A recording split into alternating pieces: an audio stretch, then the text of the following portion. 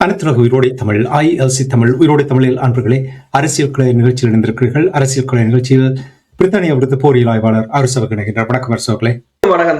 அனைத்துலக உயிரோடை தமிழ் உறவுகளுக்கு அன்பு வணக்கம். உயிரோடை தமிழில் தொடர்ந்து நாங்கள் இலங்கை தீவில் நடைபெறுகின்ற விடயங்களை பார்ப்போம். பொருளாதார நெருக்கடி தொடர்பாக நிறைய செய்திகள் வந்து கொண்டிருக்கின்றது. உங்களுக்கு தெரியும், சர்வதேச நாணய நிதியம் உதவி வழங்கியதும் அதன் பின்னர் இலங்கை இயற்கைக்கான சில சவால்களுக்கு முகம் கொடுக்க வேண்டியிருந்தது. ஆனால் இப்பொழுது வருகின்ற செய்திகளை பார்க்கும் பொழுது அவர்களும் அதிருப்தியில் இருப்பது போல் தெரிகின்றது. எதிர்க்கட்சி தலைவருடன் பேசுவதை நிறுத்திவிட்டார்கள் என்ற செய்திகள் எல்லாம் வருகின்றது. இலங்கையினுடைய பொருளாதார நிலைமை எவ்வாறு இருக்கின்றது என்றே கூறுவீர்களா? இலங்கையின் பொருளாதாரம் மிக மிக மோசமான நிலையைத்தான் அடைந்து கொண்டு வருகின்றது. அது இலங்கை மட்டுமல்ல, உலக நாடுகளின் எல்லா நாடுகளின் பொருளாதாரமும். இப்ப இந்தியா கூட தனது வெளிநாடுகளில் இருக்கின்ற தங்கங்களை எல்லாம் நாட்டுக்கு கொண்டு வருகிறார்கள். ஏனென்றால் சில சமயங்களில் ரஷ்யாவின் ஈரான்டைய ஃப்ரீஸ் பண்ண மாதிரி தங்களோட தங்கத்தை ஃப்ரீஸ் பண்ணினாலும் வந்து இந்தியா நாட்டுக்கு கொண்டு வருகின்ற வேலையை பார்த்து கொண்டிருக்கிறது. இந்தியாவிலும் இப்ப பாத்தீங்கன்னு சொன்னால் எரிபொருட்களின் விலையை இப்போது உயர்த்தி இருக்கிறார்கள், முதல் முறையாக 3-4 வருடத்துக்கு பிறகு. இலங்கையிலும் அதே ஒரு நிலைமைதான். அனுராகுமார திசாநாயக்க அரசு ஆட்சிக்கு வந்து கிட்டத்தட்ட அரை பகுதியை கடந்து விட்டார்கள். 2 வருஷம் இந்த அரசு தலைவர் பதவியில். இந்த நிலையில் இப்போது கூறுகிறார்கள், அதாவது இலங்கையின் நாணயம் கடும் வீழ்ச்சியை காண்பிருக்கின்றது. நாங்கள் இந்த வெள்ளிக்கிழமை கதைக்கும் போது கூட $1 வந்து 331 ரூபாயாக அதிகரித்திருக்கின்றது. அதே சமயம் இலங்கையின் ஊழல்களும் அதிகரித்திருக்கின்றது. உங்களுக்கு தெரியும், அண்மையில் $2.5 மில்லியன் வந்து கையாடல் செய்யப்பட்டது என்ற ஒரு விடயத்தை பார்த்திருந்தீர்கள். அதுக்கு பிறகு இப்போது கூறுகிறார்கள் என்னென்று சொன்னால், இந்த இலங்கையின் அதாவது இந்த 74,000 UAE டிராம் வந்து இலங்கையின் ஏர்லைன் சர்வீஸிலிருந்து களவாடப்பட்டிருப்பதாக இப்போது கூறப்படுகிறது. அதே சமயம் இன்னொரு இடத்தில் பார்த்தீர்கள் என்று சொன்னால், இந்த இலங்கை வங்கியில் இருந்து வங்கி சேவையில் இருந்து கிட்டத்தட்ட $40 மில்லியன் வந்து காணாமல் அல்லது கையாகப்படுத்தப்பட்டிருப்பதாக, $40 மில்லியன் அமெரிக்க, அதாவது சமீப காலத்தில் வந்து மிகவும் கடுமையான மக்கள் நம்பிக்கை நெருக்கடிகளில் ஒன்றை இந்த அரசு வந்து எதிர்கொண்டிருப்பதாகவும், கண்டி வங்கியில் உள்ள ஒரு தனியார் வங்கி கிளையில் சமீபத்தில் வெளியிடப்பட்ட மோசடி ஊழலும், தேசிய அபிவிருத்தி வங்கியிலிருந்து கிட்டத்தட்ட $40 மில்லியன் அமெரிக்க காணாமல் போனதும் வந்து இப்போது ஒரு மிகப்பெரிய பேசு பொருளாக இருக்கிறது. அதிலும் பார்த்தீர்கள் சொன்னால் நிலக்கரி ஊழலாக இருக்கலாம், மற்றது எரிபொருட்களை கொள்வனவு செய்வதாக இருக்கலாம் என்று பல ஊழல்களில் தற்போதைய அரசும் சிக்கி இருக்கின்றது. அதே நேரம் நீங்கள் பார்த்தீங்கன்னு சொன்னால், இந்த ஈரான் போரினால் ஏற்பட்ட பொருளாதாரம் புதிய நெருக்கடிகளை இலங்கையில் ஏற்படுத்தி வருவதாகவும், இலங்கையின் வர்த்தக நிறுவனங்களும் குடும்பங்களும் மார்ச் மாதத்தில் இதுவரை இல்லாத அளவுக்கு வங்கிகளிலிருந்து கடனை பெற்றிருப்பதாக கூறப்படுகின்றது. கிட்டத்தட்ட அவர்கள் கூறுகிறார்கள், இந்த மார்ச் மாதத்தில் மட்டும் தனியார் துறைக்கு வங்கிகள் வந்து 258 பில்லியன் ரூபாய்களை கடனாக வழங்கி இருக்கின்றது. இது பிப்ரவரியில வழங்கப்பட்ட 144 ஒப்புடைக்க வந்து கிட்டத்தட்ட 2 மடங்கு ஆன தொகையை அவர்கள் வழங்கி இருப்பதாக கூறப்படுகின்றது. இதனிடையே இலங்கையின் எதிர்க்கட்சி தலைவர் சஜித் பிரேமதாசா கூறியிருக்கின்றார் என்று சொன்னால், சர்வதேச நாணய நிதியத்தை தான் தொடர்ந்து விமர்சித்து வருவதால் அந்த அமைப்பு இப்போது தன்னுடன் கலந்து ஆலோசிப்பதில்லை என்று கூறியிருக்கிறார். மேலும் அரசாங்கம் வந்து சர்வதேச நாணய நிதியத்தின் பரிந்துரைகளை கேள்வியின்றி தொடர்ந்து பின்பற்றினால் இலங்கை கடுமையான விளைவுகளை சந்திக்க நேரிடும் என்றும் அவர் கூறியிருக்கிறார்.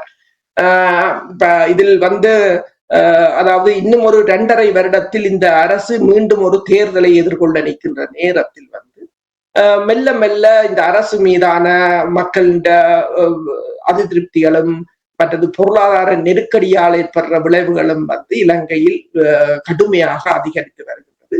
வேலையில்லா திண்டாட்டமும் மிகவும் அதிகமாக இருக்கின்றது. நீங்கள் பார்த்தீர்கள் என்று சொன்னால், இஸ்ரேலுக்கு வேலைக்கு செல்வதற்காக பல இளைஞர்களை தயார்படுத்தி அவர்களுக்கான பரீட்சைகள் எல்லாம் முடிந்த பிற்பாடும் இப்போது 15 மாதங்களாக வேலைகள் இன்றி அவர்கள் இருப்பதாகவும் இப்போது இலங்கை நாடாளுமன்றத்துக்கு முன்னால் அவர்கள் போராட்டத்தை நடத்தியிருக்கிறார்கள். அது மட்டுமல்லாது பெருமளவான இடங்களில் இப்போது வேலை இல்லா திண்டாட்டமாக இருக்கலாம், மற்றது எரிபொருள் விலையேற்றமாக இருக்கலாம், மின்சார கட்டண விலையேற்றமாக இருக்கலாம், ஊதிய உயர்வு இல்லாதது என்று சொல்லி இலங்கை ஒரு மிகப்பெரிய ஒரு பொருளாதார நெருக்கடிக்கு அது உலகமும் அவ்வாறுதான் இருக்கிறது. அது இலங்கையை கடுமையாக பாதித்திருக்கு. அரசுகளே, நீங்கள் பொருளாதார நிலைமைகள் தொடர்பாக கூறும் பொழுது உங்களுக்கு தெரியும், இந்த போர் நடந்த ஈரான் இஸ்ரேல் அமெரிக்கா போர் நாள் ஏற்பட்டிருக்கின்ற இந்த நிலைமைகள் இது எவ்வளவு தூரம் இலங்கையினுடைய பொருளாதாரத்துக்கு தாக்கத்தை பின் விளைவை ஏற்படுத்தி இருக்கின்ற என்று நீங்கள் கருதுகிறீர்கள்? இதனால் இலங்கை முழுவதும் தான், அதாவது ஈழத்தமிழர்களுடைய பகுதியில் மட்டுமில்லை, இலங்கை முழுவதும் இதனால் பாதிக்கப்பட போன்றது. இதிலிருந்து மீண்டெழுவதற்கு எவ்வளவு காலம் எடுக்கும் என்று நீங்கள் எதிர்பார்க்கிறீர்கள்? இன்னும் ஹார்மூஸ் நெருக்கடி முடியவில்லை, தொடர்ந்து கொண்டுதான் இருக்கிறது. அது ஒவ்வொரு நாட்டிலும் அது செல்ல செல்ல இந்த நாடுகள் மெல்ல மெல்ல சீரழிந்து கொண்டு வருகின்ற ஒரு நிலையைத்தான் எடுக்கலாம். உலகத்தின் மிகப்பெரிய நிறுவனங்களே திவாலாகின்ற நிலையில் தான் இருக்கின்றன. உதாரணமாக டொயாட்டா, கொண்டா நிறுவனங்கள் கூட இப்போ இந்த மாதம் அவர்கள் தங்கள் இழப்புகளை, அதாவது 2 பில்லியன் 4 பில்லியன் 3 பில்லியன் என்று சொல்லி இழப்புகளை தான் அறிவித்துக் கொண்டிருக்கிறார்கள். மிகப்பெரிய பாக்ஸ்வேகன் கம்பெனியை அந்த கார் உற்பத்தியை விட்டு ஆயுத தயாரிப்புக்கு சென்று விட்டது. அதே போலதான் இலங்கை. இப்போது எரிபொருள் மட்டும் அங்கு ஒரு பிரச்சனை இல்லை, எரிபொருளை சார்ந்த தொழில்துறை, ஆடை உற்பத்தி நிலையமாக இருக்கலாம், அல்லது விவசாயமாக இருக்கலாம், மீன்பிடியாக இருக்கலாம், ட்ரோலர்களுக்கும் டீசல் தேவை, மண்ணெண்ணெய் தேவை. அவர்கள் அந்த விலையேற்றத்தில் அதனை அவ்வளவு விலை கொடுத்து வாங்கி அவர்களின் வருமானம் அதற்கு போதவில்லை என்று சொன்னால் அவர்களால் தொடர்ந்து தொழிலை செய்ய முடியாத ஒரு நிலை. விவசாயம் காலம் தவறி போனால் விவசாயத்தை அடுத்த வருடம் வரையும் காத்திருக்க வேண்டிய நிலை. இப்போது வறட்சி அடுத்ததாக இருக்கின்றது. வறட்சியால் இப்போது மரக்கறிகளின் விலை கூட கடுமையாக உயர்ந்திருப்பதாக கூறியிருக்கிறார்கள் இலங்கையில். அண்மையில் இலங்கைக்கு வந்த வியட்நாமின் அதிபர் இலங்கைக்கு கிட்டத்தட்ட 100 மெட்ரிக் டன் உரத்தை இலவசமாக வழங்கி சென்றிருந்தார். ஆனால் என்ன பிரச்சனை என்று சொன்னால், இது இப்ப இலங்கையை தூக்கி விடுகிற நிலையில் யாரும் இல்லை. இப்ப இந்த நாணய என்று சொன்னால் இந்த பிரச்சனை எல்லா நாடுகளையும் தான் தொடர்ச்சியாக பாதிக்கின்றது. அப்ப அவ்வாறு எல்லா நாடுகளையும் தொடர்ச்சியாக பாதிப்பதால் எல்லா நாடுகளும் தங்கள் மக்களை காப்பாற்றுவதற்கான முன்னுரிமையைத்தான் அளிக்கிறார்கள். இந்த இலங்கையின் நிதி நாணயத்தின் வீழ்ச்சி கூட 2023ஆம் ஆண்டு டிசம்பருக்கு பிறகு இப்போதுதான் அதே அளவு தூரத்துக்கு இந்த இலங்கை நாணயம் வீழ்ச்சி அடைந்திருப்பதாக கூறப்படுகிறது. இது தொடர்ச்சியாக வீழ்ச்சி அடையும். ஏனென்று சொன்னால், இப்போதைக்கு இப்ப ஈரான் போரை பொறுத்தவரையில் மீண்டும் ஒரு போர் என்ற நிலையைத்தான் இப்போது 80-90% எல்லோரும் உறுதிப்படுத்துகிறார்கள். அது சமாதானமாக தீர்ப்பதற்கான எந்த வழிமுறைகளும் இல்லை. அமெரிக்க அதிபர் சீனாவுக்கு சென்ற பிற்பாடு கூட சீனாவில் அது தொடர்பாக அவர் பேசிய போது கூட சீனா அதிபர் அதற்கு சாதகமாக பதிலை கொடுக்கவில்லை. என்னும் போது சீனா இந்த ஹார்மூஸ் நீரிணையை வலுக்கட்டாயமாக திறப்பதற்கான இவர்களின் முயற்சிகளுக்கு சீனா ஒருபோதும் ஆதரவை கொடுக்காது என்பது தெளிவாக தெரிகிறது. இப்ப இது ஹார்மூஸ் நீரிணை மூடப்பட்டிருக்கின்ற தருணத்தில் இப்ப பெரிய பெரிய நாடுகள், இப்ப ஜப்பான் எல்லாம் பர்சனலாக அவர்களுடன் கதைத்து எண்ணெயை வாங்கி செல்கிறார்கள். சீனா வாங்கி செல்கிறது. சீனா 30 கப்பல்களை ஈரான் அனுப்பியிருந்தது. ஏனைய நாடுகளும் வாங்கி செல்கின்றன. இலங்கையுடன் அந்த அளவு கப்பல் வசதி இருக்கிறதா என்றாலும் இல்லை. இந்தியாவுடன் இலங்கை நிற்பதால் இந்தியாவின் கப்பலை நேற்று ஓமான் வளைகுடாவில் வைத்து தாக்கியிருந்தார்கள். ஏனென்று சொன்னால் இந்தியாவுக்கும் ஈரானுக்கும் மிகப்பெரிய பகையாகத்தான் இருக்கின்றது. இன்றும் இந்திய பிரதமர் UAEக்கு போயிருக்கின்றார் தனிப்பட்ட விடயமாக. அப்ப இலங்கைக்கு சீனாவால் உதவக்கூடிய ஒரு நிலை இருக்கிறதே தவிர இலங்கைக்கு அதற்கு அப்பால் எந்த வழிமுறையும் இல்லை. நான் அதை கேட்டேன் என்றால், இப்ப இலங்கை தீவுகளுடைய பொருளாதாரம் எவ்வாறான நிலைமையில் இருக்கிறது, மக்கள் மத்தியில் எவ்வளவு தாக்கத்தை ஏற்படுத்தும் என்று கேட்கும் பொழுது அதுக்கு காரணம் என்னவென்று சொன்னால், கடன் வாங்குவோருடைய தொகை அதிகரித்துக் கொண்டு வந்திருக்கின்றன. கடன் என்றால் உங்களுக்கு தெரியும், அது ஒரு கிருமி. அதிலிருந்து விடுவது என்றால் மிகவும் கடினம். இதை என்ன காரணத்துக்காக இப்ப மக்கள் இப்படியான ஒரு நிலைமைக்கு முகம் கொடுக்க வேண்டி இருக்கின்றது? எவ்வாறு இதை கையாள போகிறார்கள்? சாதாரணமாக ஒரு சராசரியாக அரச ஊழியர்களின் வருமானம் 57,000 ரூபாயிலிருந்து 60,000 ரூபாய் வரைதான் சராசரியாக போடலாம். கூட உழைப்பவர்களும் அது தொழிலை பொறுத்தது. இது சராசரி. சராசரியாக ஒரு 4 பேர் உள்ள குடும்பம் வாழ்வதற்கு 1 லட்சம் ரூபாய் தேவை என்று கூறுகிறார்கள். இப்ப மிகுதி 25,000 40,000 50,000 கடனாகத்தான் போக வேண்டும். அது மட்டுமல்லாது தொழில்துறை நிறுவனங்களும் வியாபாரம் படுத்துவிட்டது.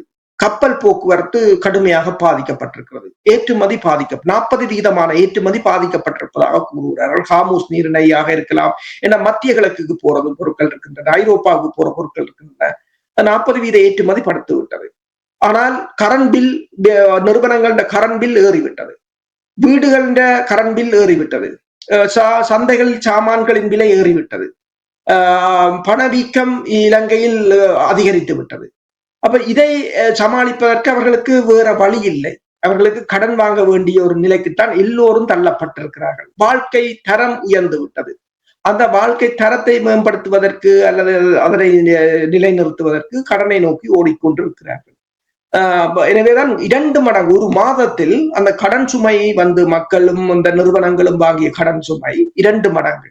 அதை இன்னொரு சிலர் பார்க்கிறார்கள் என்று சொன்னால், இப்ப